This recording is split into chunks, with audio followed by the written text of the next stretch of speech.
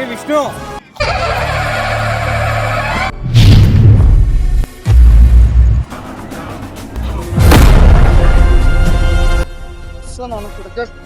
నా కొడక్క